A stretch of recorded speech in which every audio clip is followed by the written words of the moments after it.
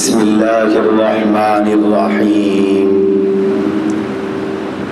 وأنزل الذين ظاهروهم من أهل الكتاب من صياصيهم وقذف في قلوبهم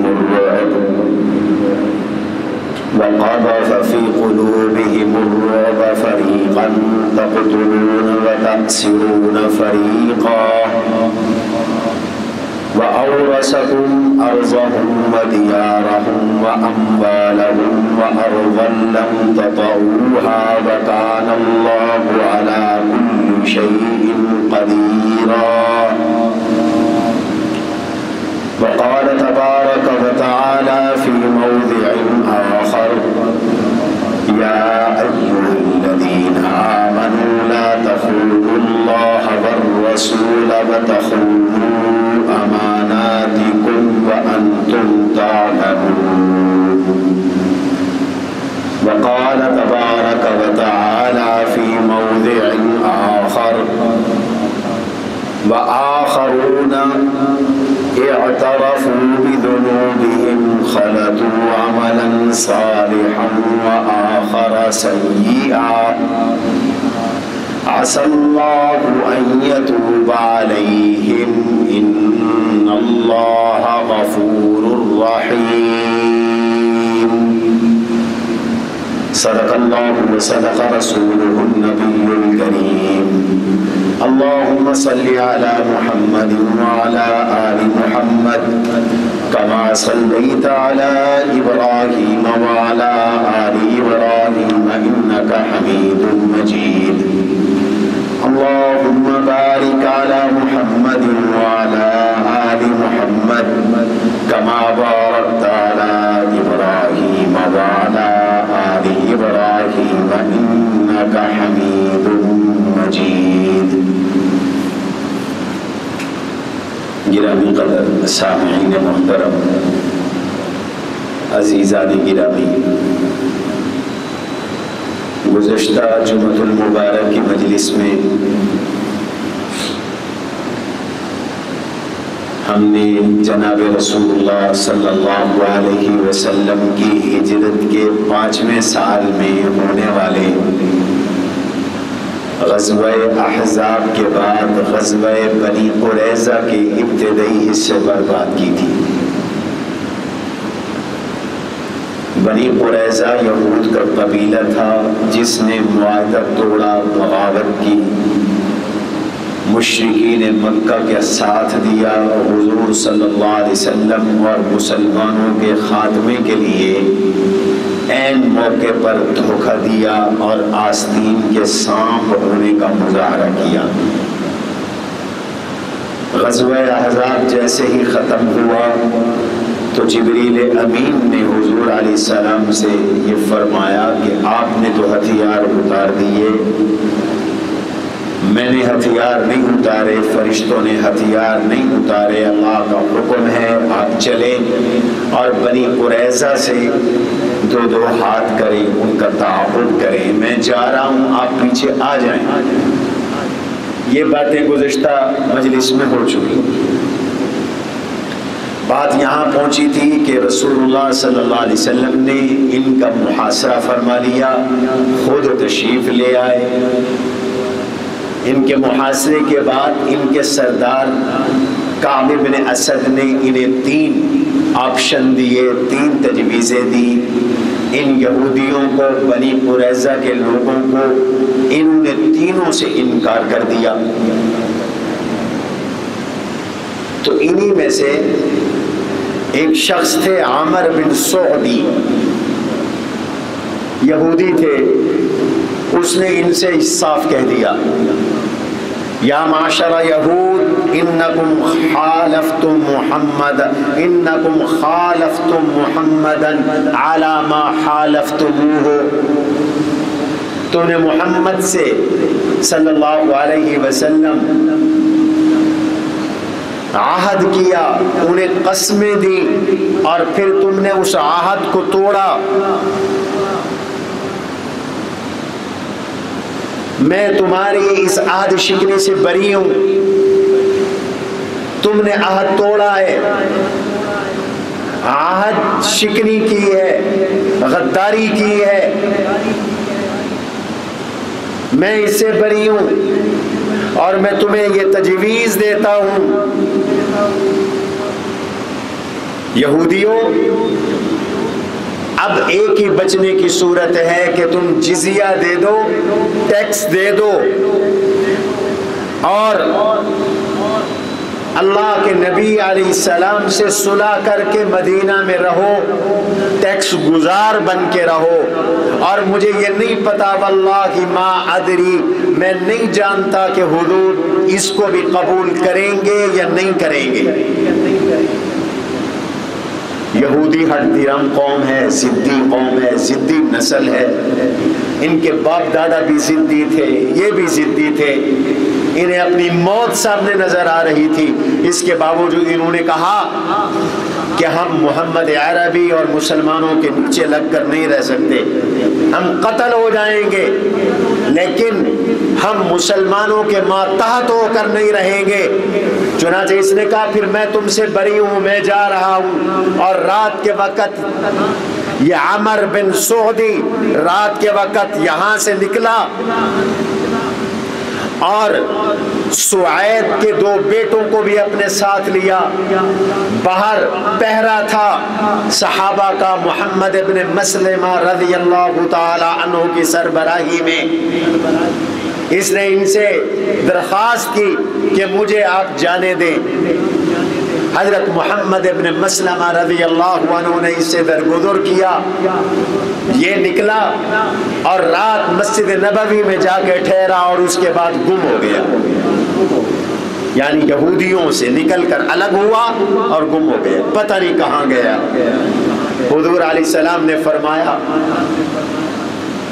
یہ عہد شکنی سے بچا، اللہ نے اس کی جان بھی بچا لی۔ محاصرہ قائم ہے، ذوالقعدہ میں یہ محاصرہ کیا تھا، میں نے گزشتہ جمعہ عرض کیا تھا، حضور علیہ السلام نے ذوالقعدہ میں محاصرہ کیا، ان کا کھانا پینا سامان رست بند، یہ نیچے نہیں اتر سکتے، ان سے فرمایا ایک ہی صورت ہے کہ تم میرے فیصلے پر آ جاؤ۔ صحابہ نے کہا رسول اللہ صلی اللہ علیہ وسلم کے فیصلے پہ آ جاؤ، اور کوئی صورت نہیں، تم سے کوئی ڈائیلاگ نہیں، کوئی مذاکرات نہیں، دروازے کھول دو، نیچے اترو، جو حضور تمہارے بارے میں فیصلہ کریں فیصلہ قبول کرو۔ حضرت علی رضی اللہ عنہ نے گرجدار آواز میں ان سے کہا ہم تمہیں بھوکا پیاسا مار دیں گے یا نیچے اترو، اور صحابہ کرام نے گرجدار آواز میں کہا۔ بالآخر ہفتے کی رات آئی تو یہ کہنے لگے کہ ہمارے پاس ابو لبابہ بن منذر کو بھیجو، ہم نے ان سے مشورہ کرنا ہے۔ ابو لبابہ بن منذر رضی اللہ تعالی عنہ حضور علیہ السلام کے مخلص وفادار صحابی تھے، ان کے حلیف اور قریب تھے، کہنے لگے ان کو بھیجو ہم ان سے مشورہ کریں۔ حضور علیہ السلام نے قبول فرمایا۔ ابو لبابہ بن منذر ان کے قلعے میں تشریف لے گئے۔ جب یہ وہاں پہنچے تو ان کی عورتیں اور بچے ان کے ارد گرد جمع ہو کر دھاڑے مار مار کے رونے لگے، الہا و زاری کرنے لگے، انہیں اپنی موت نظر آ رہی تھی، چیخنے اور چلانے لگے۔ کعب بن اسد یہ بنی قریظہ کا سردار تھا، اس نے کہا ابو لبابہ محمد کہتے ہیں صلی اللہ علیہ وسلم، سارے کہو صلی اللہ علیہ وسلم، کہ میرے فیصلے پہ اترو، تمہارا کیا مشورہ ہے؟ ہم محمد عربی صلی اللہ علیہ وسلم کے فیصلے پر نیچے اتر آئیں، ہتھیار پھینک دیں، دروازے کھول دیں، قلعے سے نیچے آ جائیں؟ ابو لبابہ بن منذر نے فرمایا ہاں، حضور کے فیصلے پہ نیچے اترو۔ لیکن بچے رو رہے تھے، عورتیں چیخ رہی تھی، تو ان سے غلطی ہو گئی، رحم دلی میں آ کر یوں اشارہ کیا، اشارہ کیا کہ نیچے اترو اور حضور کا تمہارے بارے میں یہ فیصلہ ہوگا، تمہاری گردنیں کٹیں گی۔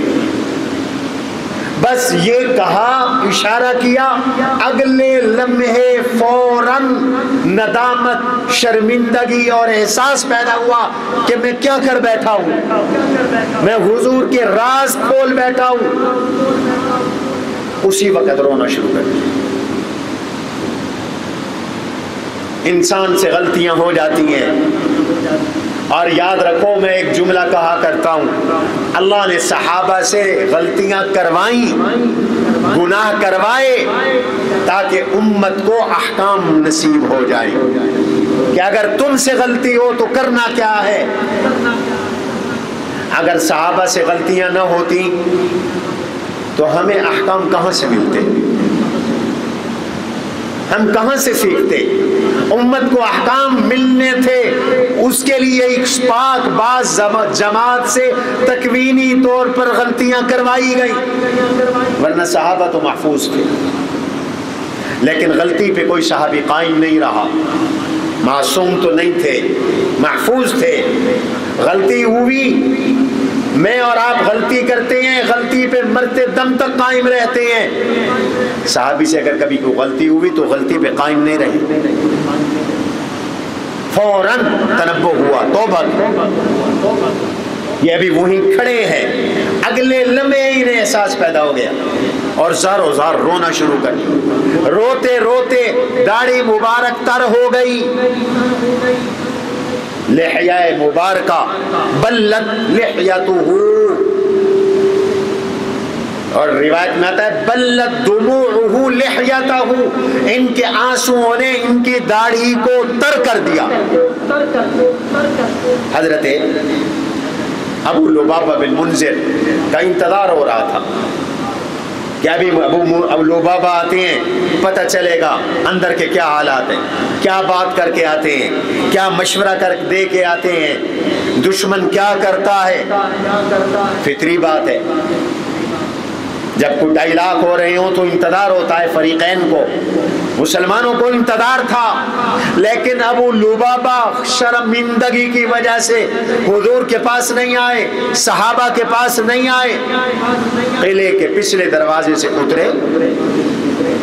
یہ بڑا عجیب واقعہ، قلعے کے پچھلے دروازے سے اترے، سیدھے مسجد نبوی۔ مسجد نبوی میں ایک ستون ہے، آج بھی موجود ہے، اس ستون کا نام ہے ستون توبہ، استخانہ توبہ۔ استخانہ عربی میں ستون کو کہتے ہیں، اور اس پر اب آج کل استخانہ ابو لبابہ لکھا ہوا ہے۔ اپنے آپ کو اس ستون کے ساتھ جا کے باندھ دیا اپنے آپ کو اس ستون کے ساتھ۔ اللہ نے یہ آیت اتاری، یا ایھا الذین آمنوا لا تخونوا اللہ والرسول وتخونوا اماناتکم۔ او ایمان والو، اللہ سے خیانت نہ کرو، اللہ کے رسول سے خیانت نہ کرو، اپنی امانتوں میں خیانت نہ کرو۔ تم جانتے بھی ہو، تمہیں علم بھی ہے، پھر بھی خیانت کرتے ہو۔ یا ایھا الذین آمنوا لا تخونوا اللہ والرسول وتخونوا اماناتکم۔ یہ اللہ کی امانت تھی، یہ اللہ کے رسول کی امانت تھی، فیصلہ جو تم افشا کر بیٹھے، حضور کا راز تھا جو تم افشا کر بیٹھے، یہ خیانتیں نہ کیا کرو۔ بڑوں کی کوئی بات پتہ چل جائے تو آگے مت پھیلاؤ۔ اجتماعی مال ہو یا اجتماعی چیزیں ہوں یا اجتماعی اور قومی راز ہوں، انہیں افشا نہ کرو۔ آج کل یہ عجیب تماشا لگا ہوا ہے، ہر طرف خیانت ہی خیانت ہے، کرپشن ہی کرپشن ہے۔ کسی صحافی کو، میڈیا پرسن کو، کسی بندے کو کسی راز کی بات کا پتہ چل جائے، ریاست کا راز، قومی راز، فوراً ویڈیو بنا کے اپلوڈ کرتے ہیں ریٹنگ کے چکر میں، میری ریٹنگ بڑھ جائے۔ ملک کا بیڑا غرق کر دیا، ملک کو بدنام کرنے میں کوئی کسر نہیں چھوڑتے۔ باہر کے ملکوں میں بڑے بڑے واقعات ہو جاتے ہیں، کسی کو پتہ بھی نہیں چلتا۔ میں ایک دفعہ دبئی میں تھا، مجھے ساتھیوں نے بتایا کہ یہاں اتنا بڑا پل گر گیا، کئی لوگ مر گئے، میڈیا میں خبر ہی نہیں آئی۔ اور یہاں مکھی بھی مر جائے تو ملک کے 40 میڈیا چینل ہیں چیخ چیخ کر بتا رہے ہوتے ہیں، اور پوری دنیا کے اندر بدنامی ہوتی ہے، پاکستان میں دہشت گردی ہے، پاکستان ایسا ہے، پاکستان ایسا ہے، پاکستان ایسا ہے۔ یہ مزاج بن گیا قوم، مال ہے کھایا جا رہا ہے، لوٹا جا رہا ہے۔ بجلی مہنگی ہو گئی، ہر بندہ رو رہا ہے، اور جا کے دیکھ لو دیہاتوں میں، یہیں سے نکلو کنڈیاں لگائی ہوئی ہیں لوگوں نے، گھروں میں اے سی چوری کی بجلی سے چل رہی، پانی چوری کی بجلی سے، حتیٰ کہ مسجدوں کی بجلی وہ چوری لگائی گئی کئی جگہوں پر۔ اور ظالمو، چوری کی بجلی سے پمپ چلا کر اس سے وضو کرو گے تمہاری نماز خاک قبول ہوگی، چوری کی بجلی کا پنکھا چلے گا تمہاری خاک نماز قبول ہوگی، چوری کی بجلی سے اے سی چلے گا تم حلال کھاؤ گے، یہ تمہاری نیند حلال ہے، اور ان کا خمیازہ بھگتنا پڑتا ہے ان بیچاروں کو جو بجلی کا بل دیتے ہیں۔ حکومت بھی ظلم کر رہی ہے، تم بھی تو ظلم کر رہے ہو۔ مفت بجلیوں کا ایک سمندر ہے، وابڈا والوں کی بجلی مفت، فلاں کی بجلی مفت، فلاں کی بجلی مفت، ادھر کہتے ہیں ملک بھوکا ہے، کچھ نہیں، معاشی بحران ہے، اور ایک چھوٹے چھوٹے افسر کے پاس نئی 1.5 کروڑ کی گاڑی، فضول خرچیاں، اسراف، اربوں کھربوں فضول خرچیوں پہ برباد ہو رہے ہیں، غیر ضروری کاموں پہ اربوں روپے برباد ہو رہے ہیں، سڑکیں بنی ہوئی ہیں توڑی جا رہی ہیں پھر بنائی جا رہی ہیں، جہاں ضرورت ہے وہاں بنتی نہیں، سڑک بن گئی اب سیوریج والے آ گئے انہوں نے پھر توڑ دی، پھر بن گئی اب ٹیلی فون والے آ گئے، پھر گیس والے آ گئے، کوئی منصوبہ بندی نہیں، اربوں کھربوں برباد، اور جرمانے عوام کو پڑ گئے۔ چھوٹے چھوٹے گھر کا بل 12 ہزار، 15 ہزار، 20 ہزار، لوگوں کی آنکھیں نکلی ہوئی ہیں۔ حکمرانوں اپنی پالیسیاں ٹھیک کریں، جتنے ترقیاتی کام ہوتے ہیں میں جانتا ہوں ذاتی طور پر، جتنے کام ہیں 10 لاکھ کا ٹھیکہ ہے تو 2.5 لاکھ مشکل سے لگتا ہے، باقی ساری رشوت کی نظر، کرپشن کی نظر۔ یہ پیسہ بچاؤ، کرپشن ختم کرو، پیسہ بچاؤ، اسراف ختم کرو، پیسہ بچاؤ، فضول خرچی ختم کرو، پیسہ بچاؤ، کفایت شعاری پہ آؤ، اللہ تلے ختم کرو، تو یہ جو پیسہ بچے گا نا اتنے ٹیکس کم کر دینا، عوام کو سہولت مل جائے گی اور عوام بھی چوریوں سے باز آئے۔ ٹیکس دو جن پہ بنتا ہے، غریبوں کا خون چوستے ہو اور سرمایہ داروں سے ٹیکس لے نہیں سکتے تم، تو اللہ نے کہا خیانت نہ کرو۔ اگر خیانت معاشرے سے ختم ہو جائے تو ملک میں رحمتوں کی، اللہ کی طرف سے برکتوں کی برسات ہو۔ آج اس لیے پریشانی ہے کہ ہر جگہ خیانت ہی خیانت ہے، کرپشن ہی کرپشن ہے، چوری ہی چوری۔ یا ایھا الذین آمنوا لا تخونوا اللہ والرسول وتخونوا اماناتکم، اللہ سے خیانت نہ کرو، اللہ کے رسول کی خیانت نہ کرو، امانتوں میں خیانت نہ کرو، وانتم تعلمون، تم علم بھی رکھتے ہو۔ حضور کو پتہ چلا کہ ابو لبابہ نے تو اپنے آپ کو مسجد نبوی کے ستون سے باندھ دیا، تو اللہ کے نبی علیہ السلام نے فرمایا اب اس کا معاملہ اللہ کے سپرد، میں کچھ نہیں کروں، اگر یہ میرے پاس آ جاتا تو میں اس کے لیے ضرور استغفار کرتا، میں اللہ تعالی سے اس کے لیے معافی مانگتا، اب اللہ کے سپرد ہے، اللہ جو چاہیں گے فیصلہ کریں گے۔ اور ادھر ابو لبابہ نے بھی کہہ دیا لا ابرح من مکانی حتی اموت او یتوب اللہ علی، لا ابرح من مکانی، میں اب ستون کے ساتھ بندھا ہوا ہوں، جب تک اللہ مجھے معاف نہیں کریں گے یا مجھے موت نہیں آئے گی میں یہاں سے نہیں ہٹوں گا۔ یہ ہوتا ہے اخلاص، یہ ہوتی ہے توبہ۔ ہمارے حضرت مولانا محمد ادریس کاندھلوی رحمۃ اللہ علیہ فرماتے ہیں یہ طریقہ نہیں ہے آج اگر کسی سے گناہ ہو جائے تو وہ اپنے آپ کو ستون سے باندھے، نہ، یہ حکم نہیں ہے، یہ ایک کیفیت طاری ہوئی، حال طاری ہوا حضرت ابو لبابہ پر، اور جب حال طاری ہو جائے تو آدمی ہوش میں نہیں رہتا۔ ہانڈی کے نیچے جب آگ زیادہ ہو جائے تو وہ کھولتی ہے۔ حضرت ابو لبابہ پہ بھی خوف خدا کی ہانڈی کی آگ بھڑک اٹھی اور ان پہ حال طاری ہو گیا، جذب کی کیفیت طاری ہو گئی، اور یہ حال طاری ہونا، جذب کی کیفیت طاری ہونا، یہ انسان کے اختیار میں نہیں، برا بھی نہیں، اس کو اچھا سمجھا گیا۔ ابو لبابہ کو قرآن نے یہ نہیں کہا کہ تم نے غلط کیا، حضور نے یہ نہیں کہا کہ تم نے غلط کیا۔ اس لیے بعض اوقات صوفیاء کے حالات میں بھی ہم پڑھتے ہیں کسی اللہ والے کو جذب کی کیفیت طاری ہو جاتی، ذو معنی جملے ان کے منہ سے نکلتے ہیں، عام لوگ جس کو نہیں سمجھتے، خاص عارف باللہ قسم کے لوگ سمجھتے ہیں تو ان پہ فتوے نہیں لگانے چاہیے۔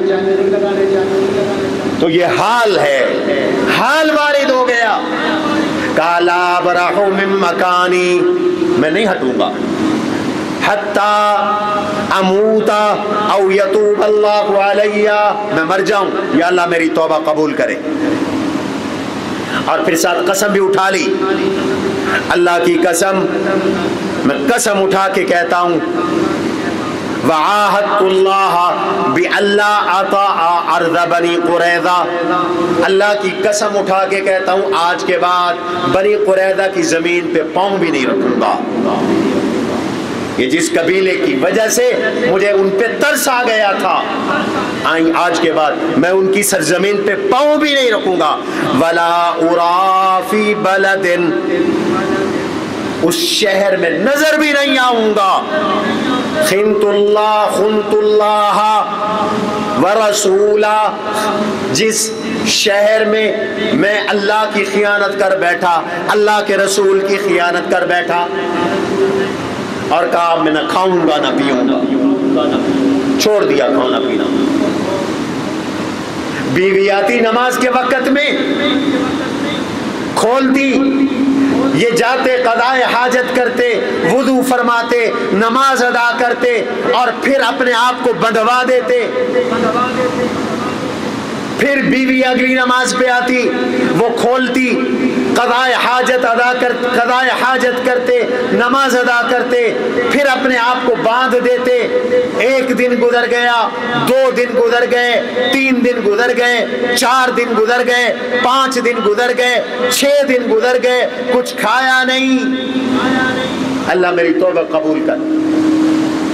حضور نے بھی کہا اب اس کا معاملہ اللہ کے سپرد، اللہ جانے اور ابو لبابہ جانے، میرے پاس آتا تو میں استغفار کرتا اس کے لیے، میرے پاس آ جاتا تو میں دعا کر دیتا اس کے لیے، اب یہ جانے، اس کا اللہ جانے۔ 6 دن گزر گئے، کھایا نہیں، پیا نہیں، بہرے ہو گئے۔ 6 دن آدمی نہیں کھائے گا پیے گا تو کیا حال ہوگا؟ بہرے ہو گئے، سماعت ختم ہو گئی، نظر کمزور ہو گئی، نابینے ہونے کے قریب ہو گئے۔ اللہ کی رحمت جوش میں آ گئی، اللہ کی رحمت جوش میں آئی، اور حضرت ابو لبابہ کی توبہ کی قبولیت کا قرآن میں اعلان آ گیا۔ بڑے سے بڑا جرم ہو جائے توبہ کا دروازہ کھلا ہے، اس سے بڑا جرم اور کیا ہوگا؟ جنگی راز کا افشا تھا، کبیرہ گناہ ہے، حضور کی خیانت، لیکن توبہ، ندامت، شرمندگی، احساس، اللہ کا خوف، شرمندگی والی کیفیت ہو دل کے ساتھ، جیسے ابو لبابہ کو ہوگی۔ قرآن آیا وآخرون اعترفوا بذنوبهم خلطوا عملا صالحا وآخر سيئا عسى الله أن يتوب عليهم إن الله غفور رحيم۔ حضور علیہ السلام سیدہ ام سلمہ کے گھر میں تھے، رات کا وقت تھا، یہ آیت اتری وآخرون اعترفوا بذنوبهم۔ کچھ لوگ ایسے ہیں جو اپنے گناہوں کا اعتراف کرتے ہیں، گناہ ہو جائے تو پھر گناہ پر انکار نہیں، اکڑو بھی نہیں، اعتراف کرو۔ حدیث میں آتا ہے اعترفت بذنبی، یا اللہ میں اپنے گناہ کا اعتراف کرتا ہوں۔ بندہ جب گناہ کا اعتراف کرتا ہے اللہ معاف کر دیتا ہے، بندے بھی معاف کر دیتے ہیں۔ گناہ تو مانو۔ آج تو ایک ظلم یہ کہ ہم گناہ کرتے ہیں، دوسرا یہ کہ گناہ نہیں سمجھتے، تیسرا یہ اس پہ اکڑ جاتے ہیں تو خدا کی پکڑ آ جاتی ہے۔ گناہ ہو جائے تو گناہ کو گناہ سمجھو، اعتراف کرو، توبہ کرو، بندوں سے بھی معافی مانگو، رب سے بھی معافی مانگو، گناہ بخشا جائے۔ اللہ نے کہا اعترفوا بذنوبہم، گناہ کا اعتراف کیا، خلطوا عملا صالحا وآخر سیئا، نیک اعمال بھی ان کے ہیں، ساتھ برے اعمال بھی شامل ہو گئے۔ ایسے لوگ عسى اللہ ان یتوب علیہم، اللہ سے امید ہے اللہ ان کی توبہ کو قبول کریں گے۔ ان اللہ تواب، اللہ تعالیٰ توبہ قبول کرنے والے ہیں اور اللہ تعالیٰ معاف کر دینے والے ہیں۔ ان اللہ غفور الرحیم، اللہ بخشنے والے ہیں، رحم کرنے والے۔ ام سلمہ نے کہا یا رسول اللہ میں اطلاع دے دوں؟ ابھی پردے کا حکم نہیں آیا تھا۔ جی دے دو اطلاع۔ دروازے سے کھڑے ہو کر، ساتھ ہی تو گھر تھا، یہ جہاں ریاض الجنہ ہے، ستون وہاں ہے، جنہوں نے عمرہ کیا دیکھا ہوگا، اوپر لکھا ہوا ہے استوانہ ابی لبابہ، اس کا دوسرا نام ہے استوانہ توبہ۔ یہ سیدہ عائشہ کے حجرے کے قریب ہے اور سامنے ہی حضرت ام سلمہ کا حجرہ تھا۔ دروازہ کھول کے کہا ابو لبابہ ابشر یا ابا لبابہ قد طیب علیک، ابو لبابہ تجھے مبارک ہو، تیری توبہ قبول ہو گئی۔ ابو لبابہ نے کہا، لوگ دوڑے کہ ابو لبابہ کو جا کے کھولنے کے لیے آئے۔ فرمایا مجھے کوئی نہ کھولے، میں نے یہ نیت کی ہے، عہد کیا ہے کہ اللہ میری توبہ قبول کریں گے اور حضور مجھے آ کے کھولیں گے تو میں کھلوں گا، میں حضور کے ہاتھ سے کھلنا چاہتا ہوں، بس سب واپس چلے۔ بعض روایات میں یہاں تک آتا ہے سیدہ طیبہ طاہرہ بنت رسول حضرت فاطمہ الزہرا رضی اللہ عنہا آئی، ابو لبابہ میں کھول دیتی ہوں۔ فرمایا بی بی میرے سر آنکھوں پر، لیکن میں نے قسم اٹھائی ہوئی ہے کہ مجھے حضور کھولیں گے، اللہ کے نبی مجھے اپنے ہاتھوں سے، توبہ غلطی ہو گئی تھی مجھ سے، میں نے توبہ کی ہے، اللہ توبہ قبول کریں گے، حضور کو اطلاع کریں گے، حضور اپنے ہاتھوں سے مجھے کھولیں گے۔ حضور صبح کی نماز کے وقت تشریف لائے، آپ نے کھولا۔ بعض روایات میں آتا ہے 6 دن، بعد میں آتا ہے 14 دن، بعد میں آتا ہے 20 راتیں حضرت ابو لبابہ اس ستون کے ساتھ بندھے رہے۔ یوں گناہ معاف ہوتے ہیں؟ وہ کیوں نہیں گناہ معاف کرتا؟ معاف کرواؤ۔ دیکھو ابو لبابہ کو اللہ نے کیسے معافی دی، قرآن میں ذکر کر دیا، اور ابو لبابہ کے عمل نے بتایا بڑے سے بڑا گناہ ہو جائے، ان اللہ تواب الرحیم، ان اللہ غفور الرحیم، اللہ بخشنے والے، رحم کرنے والے۔ ادھر محاصرہ جاری ہے، مجبور ہو گیا کعب بن اسد، بنو قریظہ کے لوگ مجبور ہو گئے، بالآخر انہوں نے کہا کہ حضور ہمارے بارے میں جو فیصلہ کر دیں، قیدی الگ کر دو، جاؤ گھروں کی تلاشی لو۔ گھروں کی تلاشی لی گئی، اسلحہ تھا، اسلحے کا ایک بڑا ذخیرہ تھا، اور اس اسلحے کے اندر 300 نیزے اور 1500 تلواریں، 1500 زیریں، یہ ایک بڑی مقدار تھی اسلحے کی۔ 1000 نیزے، 1500 ڈھالیں، 1500 تلواریں، آپ نے اسلحہ اکٹھا کروایا۔ بہت سارا سامان، کپڑے، شراب، مٹکے، شراب کی مشکیں۔ حضور نے فرمایا یہ شراب بہا دو۔ بیچی نہیں حضور نے، حرام چیز تھی، تم بھی نہ بیچا کرو شراب۔ شراب بیچنا بھی حرام ہے، خریدنا بھی حرام ہے، اٹھا کے لانا بھی حرام ہے، بنانا بھی حرام ہے۔ کچھ لوگ شراب پیتے نہیں ہیں لیکن پلاتے ہیں، بڑے بڑے ریسٹورنٹس پر ملازم ہیں، اٹھا کے دیتے ہیں۔ حضور نے ان سب پہ لعنت کی ہے۔ شراب کے سلسلے میں میرے آقا نے فرمایا شراب بنانے والے پر اللہ کی لعنت، شراب کشید کرنے والے پہ اللہ کی لعنت، حاملہا شراب اٹھا کے لانے والے پہ اللہ کی لعنت، عاصرہا ساقیہا شراب پلانے والے پہ اللہ کی لعنت، شراب پینے والے پہ اللہ کی لعنت۔ جرم میں حصے دار نہ بنو۔ بہا دیے، یہ نیچے آ گئے، سامان اکٹھے ہو رہا ہے، بہت سارے اونٹ، بہت ساری بکریاں اور ساز و سامان سب نکالا گیا۔ اب ان کو مدینے لایا جا رہا ہے۔ حضور کا مخلص انصار کا قبیلہ اوس وہ حضور کی خدمت میں آ گئے۔ یا رسول اللہ صلی اللہ علیہ وسلم، ہمارے یہ بنو قریظہ پرانے حلیف ہیں، ہمارا ان سے معاہدہ تھا، دوستی تھی، ان سے غلطی ہو گئی، یہ نادم ہے، شرمندہ ہیں، آپ سے معافی چاہتے ہیں، آپ ان کے ساتھ درگزر کا معاملہ فرمائیں۔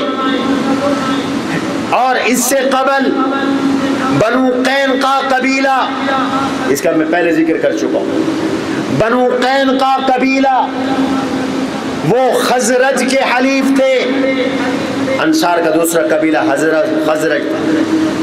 آپ نے ان کی سفارش پر اور عبداللہ بن ابی کی سفارش پر ان کو بھی تو چھوڑا تھا، ان کے ساتھ بھی تو نرم دلی کی تھی، لہذا آپ مہربانی فرمائیں ان کے ساتھ بھی رحم کریں، معاف کریں، درگزر کریں، نرمی کا معاملہ فرمائیں۔ اللہ کی منشا کچھ اور تھی۔ ایسے موقع پر قائد کا امتحان ہوتا ہے، اپنی جماعت کو بھی اپنے ساتھ رکھے اور اللہ کا حکم بھی نافذ کرے، فیصلہ بھی نافذ کرے۔ اللہ کے نبی خاموش ہو گئے، وہ اصرار کرتے رہے، حضور خاموش ہیں، وہ الہا ازاری کرتے رہے، حضور خاموش ہیں۔ بالآخر میرے آقا نے حکمت سے کام لیا، فرمایا اچھا ایسا کرو، اپنے میں سے ایک آدمی کو حکم بنا لو، فیصل بنا لو، وہ جو فیصلہ کر دے اس کو قبول کر لو، اس کو مان لو۔ انہوں نے کہا یہ بہت اچھا۔ ان کے قبیلے کے سردار تھے حضرت سعد ابن معاذ رضی اللہ عنہ، کہنے لگے سعد ابن معاذ جو فیصلہ کر دے ہمیں قبول ہے۔ اور یہ سعد ابن معاذ کا ذکر میں پہلے غزوہ خندق میں کر چکا ہوں۔ ان کو ایک مشرک نے ان پہ حملہ کیا تھا، ان کی رگ یہاں سے کٹ گئی تھی، یہ زخمی تھی، اور انہوں نے اس وقت بھی دعا کی تھی یا اللہ اگر قریش سے مقابلہ باقی ہے تو مجھے زندہ رکھ، میرا سب سے محبوب مشغلہ ہے میں اللہ کے رسول کے دشمنوں سے بھیڑوں لڑوں، یہ میرا محبوب مشغلہ ہے، اور اگر ان سے جنگیں ختم ہو گئی ہیں تو پھر مجھے تو شہادت کی موت دے۔ یہ زخمی تھے، مسجد نبوی میں ان کا خیمہ تھا، حضور ان کی خود دیکھ بھال کیا کرتے تھے۔ یہ ایک خاتون تھی، کعبیہ غالباً اس کا نام ہے، وہ لاوارث قسم کے اور زخمیوں کو دیکھا کرتی تھی، اس کے خیمے میں تھے۔ خیمہ مسجد نبوی میں تھا۔ یہ سارے اوس والے چلے گئے، گدھا لے گئے، بٹھا کے لے آئے، معاذ سے کہا حضور نے تمہیں فیصل بنایا ہے، اپنے حلیفوں کے بارے میں اچھا فیصلہ کرنا، بہترین فیصلہ کرنا۔ اتنا زور دے کر کہا اور اتنا کہا کہ حضرت سعد بن معاذ رضی اللہ عنہ کہنے لگے سعد یہی تیرے لیے موقع ہے کہ اللہ کے بارے میں کسی ملامت گر کی ملامت کی پرواہ نہ کر۔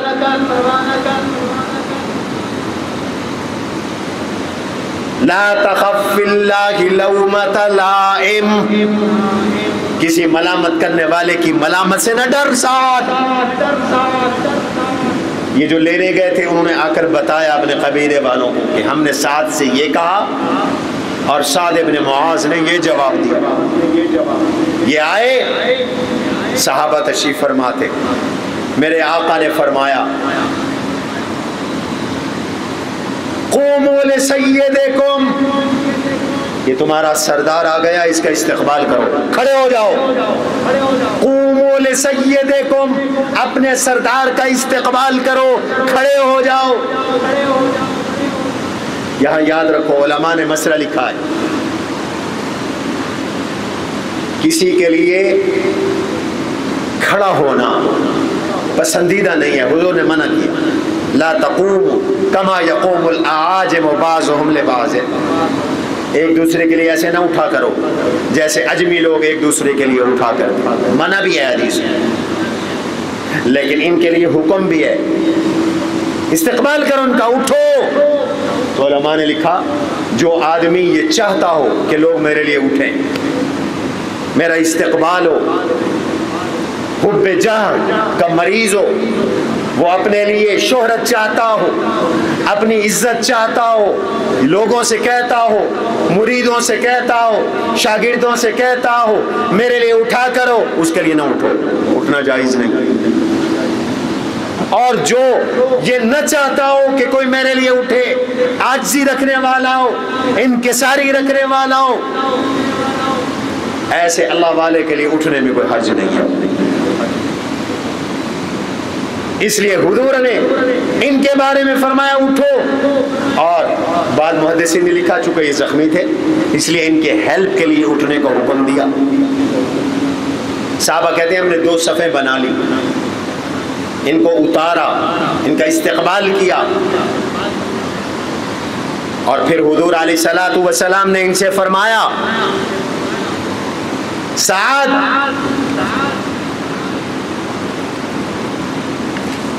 فیصلہ کرو، اللہ اور اللہ کے رسول کا تمہیں حکم ہے، فیصلہ کرو۔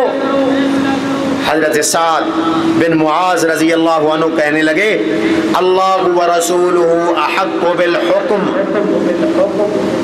احکم یا سعد، قال اللہ ورسولہ احق بالحکم، اللہ رسول کا حق ہے وہ فیصلہ کرے، میں کیسے فیصلہ کروں؟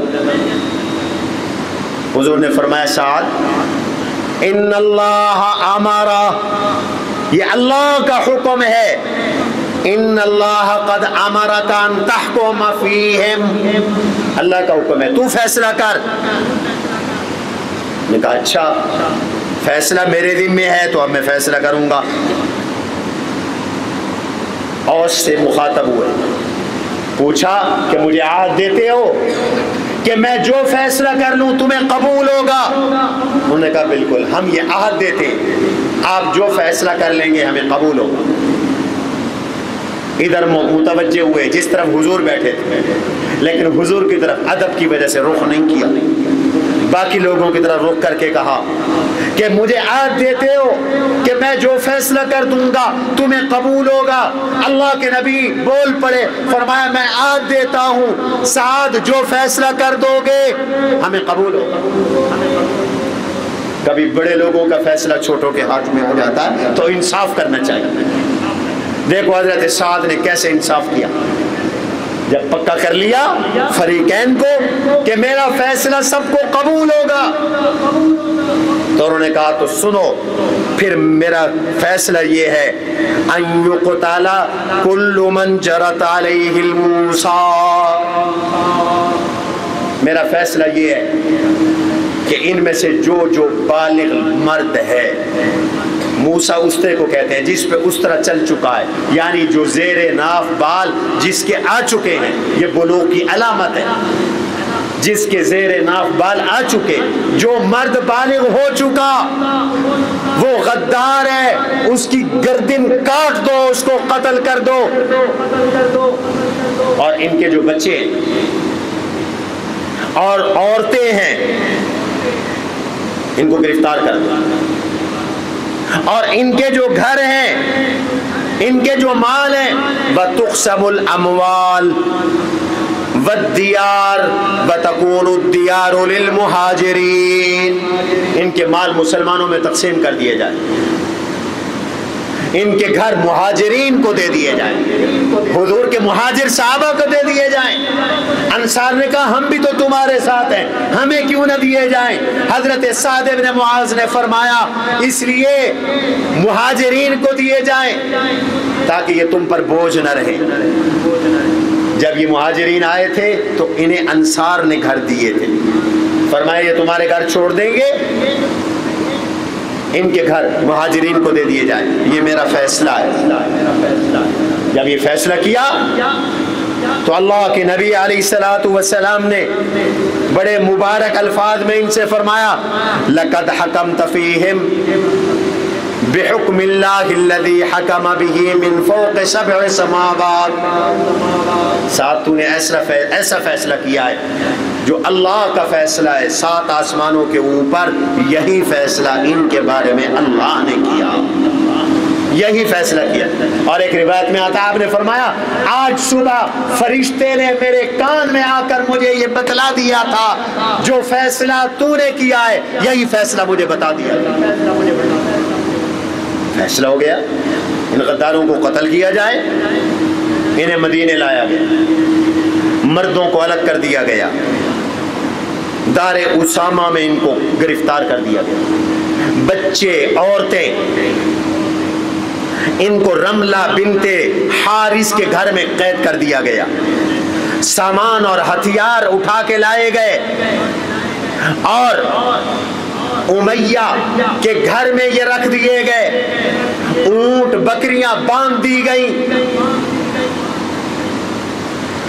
فرمایا ان کی نگرانی کی جائے، رات کو صبح فیصلے پہ عمل درآمد ہوگا۔ اگلے روز اللہ کے نبی علیہ السلام نے حکم دیا مدینے کے بازار میں خندقیں کھودو، خندقیں کھودی گئی، دار ابی جہم سے احجار زید تک لمبی خندق کھدوائی گئی، اب 5-5 7-7 8-8 مردوں کو بلایا جاتا ہے، ان کو بٹھا کر لائن میں ان کی گردن اڑا دی جاتی ہے اور خندق میں ڈال دیا جاتا ہے، قتل ہوتے گئے، قتل ہوتے گئے۔ قیدیوں نے پوچھا اپنے سردار کعب ابن اسد سے کہ کعب بتا کیا ہو رہا ہے؟ اس نے کہا تم احمق اور پاگل ہو، دیکھتے نہیں ہو بندے بلائے جا رہے ہیں، واپس کوئی نہیں آ رہا، انہیں قتل کیا جا رہا ہے، میں نے تو تمہیں کہا تھا، تمہارے انجام سے ڈرایا تھا، تم نے میری بات نہیں مانی تھی، اب تلوار پر صبر کرو، اب تمہارا فیصلہ تلوار کا ہے۔ قتل ہو رہے، قتل ہو رہے، قتل ہو رہے، قتل ہو رہے، قتل ہو رہے،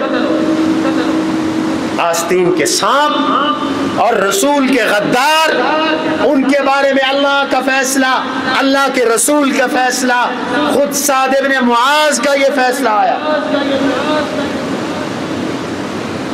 اور اللہ تعالیٰ نے کی مرضی سے یہ فیصلہ آیا۔ اور ان کو جو گمراہ کرنے والا تھا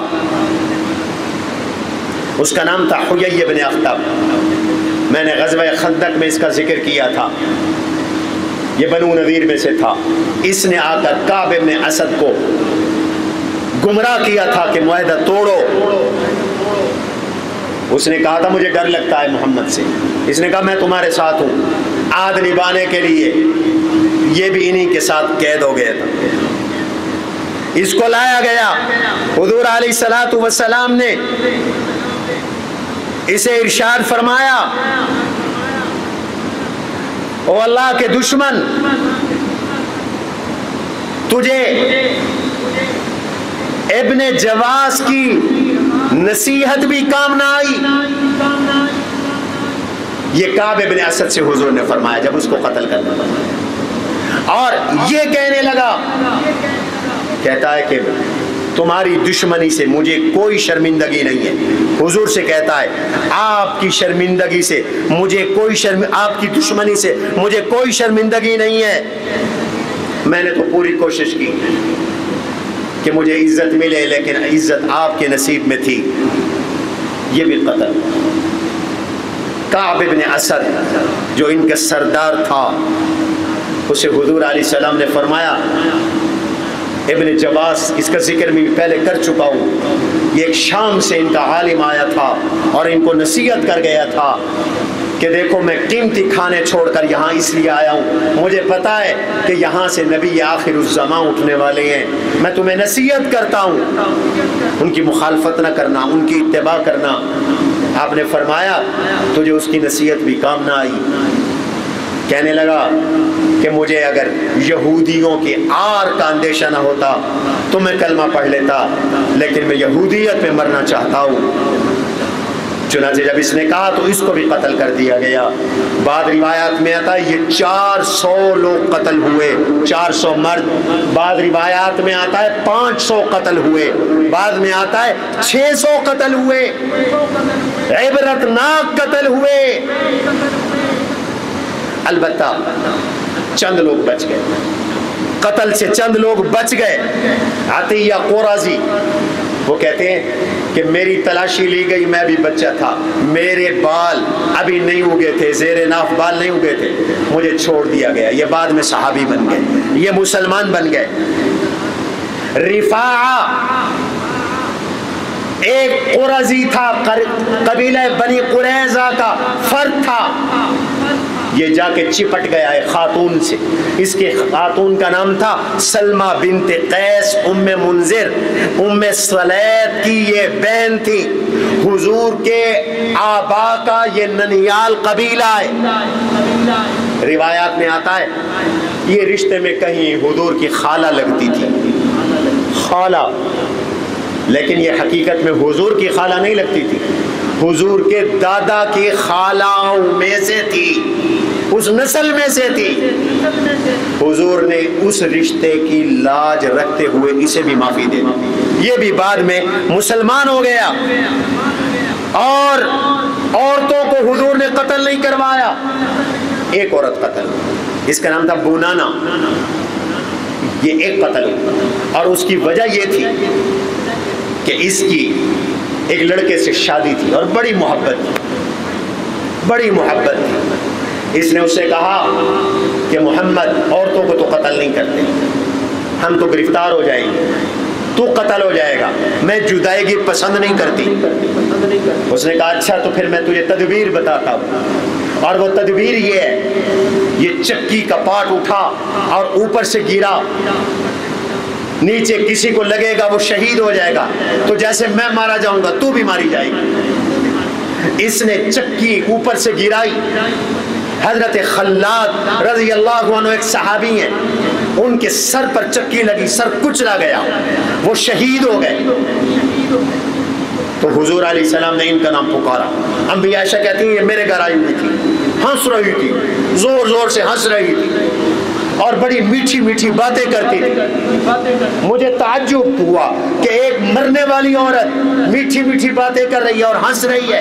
اتنے میں کسی نے پکارا، بنانا، کہنے لگی میں ہوں، میں جا رہی ہوں، اور کوئی عورت قتل نہیں ہوگی، میرے شوہر نے مجھے مروایا، میں قتل ہونے جا رہی ہوں۔ انہوں نے کہا کیوں؟ انہوں نے کہا یہ واقعات، چونکہ یہ قاتلہ تھی اس لیے اس کو قتل کیا گیا۔ حضور نے عورتوں کو قتل نہیں کیا، بچوں کو جنگ میں قتل نہیں کیا۔ مال غنیمت تقسیم ہوا، آپ نے سواروں کو بھی حصے دیے، 2 حصے، اور پیدل جہاد کرنے والوں کو 1 حصہ دیا۔ جو صحابی شہید ہو گئے ان کا بھی حصہ نکالا، 1 صحابی فوت ہو گئے تھے محاصرے میں، ان کا بھی حصہ نکالا۔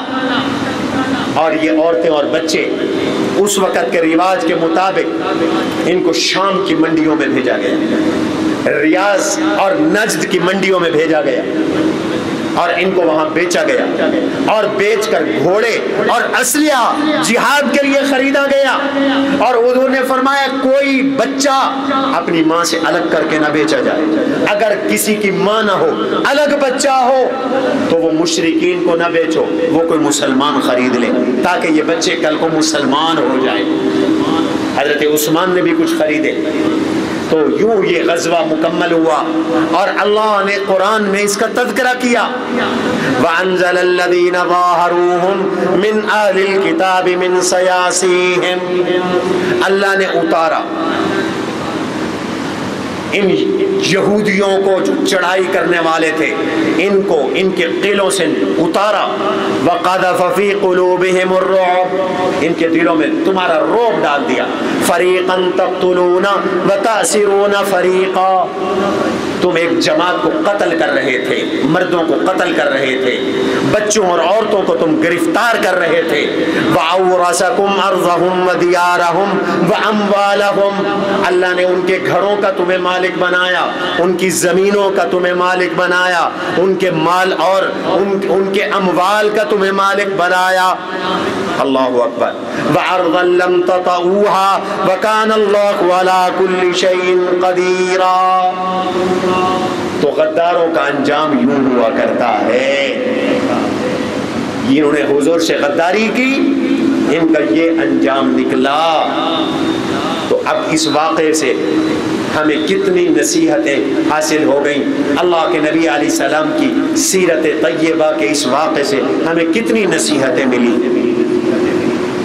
ان یہودیوں کے لیے بھی نصیحت ہے، عہد شکنیاں نہ کرو، عہد مت توڑو، ہمیں حکم خیانت مت کرو، استقامت کا مظاہرہ کرو، ڈٹ جاؤ، اللہ کی مدد تمہارے ساتھ ہو۔ ایک وقت تھا کہ پورا عرب باہر سے حملہ آور تھا اور اندر سے یہ بغاوت کر رہے تھے اور خواب دیکھ رہے تھے حضور کو شہید کر دیں گے، مسلمانوں کو شہید کر دیں گے، مدینے کے مالک بن جائیں گے۔ آج وقت آیا وہ سارے عرب کے لوگ بھی ناکام ہو کے چلے گئے، اندر کے باغی بھی ذلیل اور رسوا ہو گئے۔ اللہ نے اسلام کا پرچم بلند کر دیا۔ اللہ ہمیشہ اسلام کا پرچم بلند رکھے۔ سبحان ربک رب العزت عما یصفون۔ ایک بات بیٹھ جاؤ۔ اللہ تعالی ہم سب کو دین کا مددگار فرمائے، آمین کہو بھائی، ہم سب کو دین کا مددگار فرمائے۔ اس وقت آپ کے جامعہ میں 3 بڑے منصوبے چل رہے ہیں۔ جامعہ تو آپ کو تمہیں کیا بتاؤں، آپ تو روز دیکھتے ہیں ماشاءاللہ۔ دارالایتام جو ہمارا بن رہا ہے، چھت پڑ گئی اللہ کے فضل و کرم سے، گزشتہ جمعے چھت پڑی ہے۔ اس کے ساتھ پہلے ہم نے 3 کنال کا ایک پلاٹ خریدا تھا، اور اللہ جزائے خیر دے، ہمارے شجاعت اور شجاعت سے باہر سے بہت سے ساتھیوں نے اس میں دل کھول کر حصہ ملایا، 1 مرلے کے 2 3 مرلے کے پیسے دیے، اس کا بہت تھوڑا قرض باقی، الحمدللہ وہ 3 کنال رجسٹری ہو گئی۔ آپ جا کر دیکھیے، آپ تو یہاں بیٹھے ہیں، لیکن اس زمین میں اور دارالایتان میں ایک چھوٹا سا پلاٹ ابھی موجود تھا، وہ کسی اور کا تھا، وہ 1 کنال کا تھا، وہ نہیں دے رہے تھے۔ پچھلے جمعے میں نے آپ سے دعا کے لیے بھی کہا، یاد ہے نا؟ تو آپ نے دعا کی، آپ کی دعا قبول ہو گئی، اس ہفتے اس کا سودا ہو گیا اللہ کے فضل و کرم سے، لیکن وہ نسبتاً مہنگا ہے، 2 لاکھ روپے مرلے کے حساب سے وہ ہمیں پڑا ہے، 40 لاکھ کا یہ پلاٹ ہے، اب اس کی ادائیگی کرنی ہے، اور الحمدللہ آپ کے جامعہ کے رقبے میں 1 بیگھے کا اضافہ ہو گیا، کہو الحمدللہ۔ یہ جامعہ کوئی 10-20 سال کے لیے نہیں، یہ قیامت تک کے لیے، کہو انشاءاللہ۔ ہم نہیں ہوں گے، نسلیں چلا رہی ہوں گی، یہ تو مسجد مدرسہ تو وقف ہے، اور وقف قیامت تک کے لیے۔ خوش نصیب ہیں وہ لوگ جن کا پیسہ قیامت کی صبح تک صدقہ جاریہ رہے گا اس زمین کے اندر۔ اب بھی یہ جو باقی زمین ہے، میں آپ سب حضرات سے کو پھر متوجہ کرتا ہوں، جن کا پہلے حصہ نہیں ملا یا ملا اور انہیں اللہ نے توفیق دی ہے، اس میں حصہ ملا۔ دوسرا منصوبہ، بچیوں کے مدرسے میں آپ کو پتہ ہے کتنی تعداد ہے، کئی سال یہاں داخلہ نہیں ملتا، جگہ تنگ ہے، اور وہاں پر ہماری بلڈنگ بہت پرانی ہے، کچی ہے، تو وہاں اس سال ہم نے تعلیمی بلاک شروع کیا، اللہ کے فضل سے اس کی 1 منزل مکمل ہونے والی ہے، کمرے بن گیا، پلستر شروع ہوگا، اس کے لیے بھی دعا کیا کریں، اور اوپر ابھی 4 یا 3 منزلیں اور بننی ہیں، اور ہر منزل پر 1.5 سے 2.25 کروڑ خرچ ہے، 1.5 سے 2.25 کروڑ، اس کے لیے بھی اللہ سے دعا مانگے اور فکر مندی فرمائیں۔ اور تیسرا، خیر سے اب یہ جو تحفے نئے آ رہے ہیں آپ کے پاس حکومتوں کے، مہنگے بل، ہر بندہ پریشان ہے۔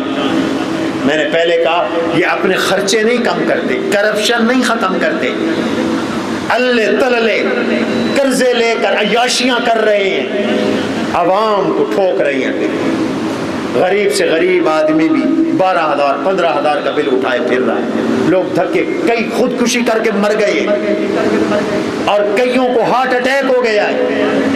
اللہ ان حکمرانوں کو رحم دے، آمین کہو۔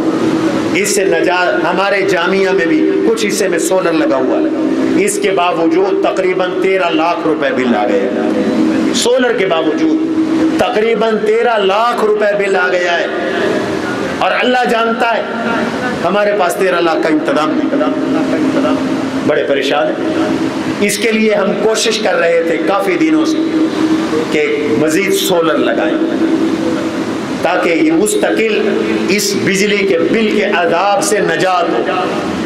اس کا بھی بڑا خرچ ہے، تقریباً 1 کروڑ روپے سولر کا خرچ ہے۔ کچھ پیسے ہم نے جمع کرائے ہوئے ہیں کمپنی کو، سامان بک کروایا ہوا ہے، کنٹینر ان کا آنے والا ہے، تو اس کے لیے بھی دعا فرمائیں کہ یہ سولر لگ جائے گا تو سولر کی وجہ سے بجلی کے بل میں تقریباً نہ ہونے کے برابر رہ جائے گا، یہ کمی آ جائے گی، اور جتنی کی سولر جتنی اس پر قیمت خرچ ہونی ہے انشاءاللہ وہ 1-2 سال کے اندر وہ اپنی قیمت خود وصول کر لے گا۔ اللہ تعالیٰ ان لوگوں کو جزا دے جو قرآن پڑھنے والوں کے پنکھے چلوائیں، رات کو لائٹیں جلوائیں، جہاں قرآن کی تعلیم ہو، حدیث کی تعلیم ہو، یہاں تو رات کو 11 بجے تک ہمارے طلباء بھی جاگتے ہیں، قرآن حدیث پڑھتے ہیں، طالبات بھی جاگتے ہیں، تو یہ صدقہ جاریہ کے 3 بڑے منصوبے ہیں، میں نے کہا آپ کو آگاہ کر دوں۔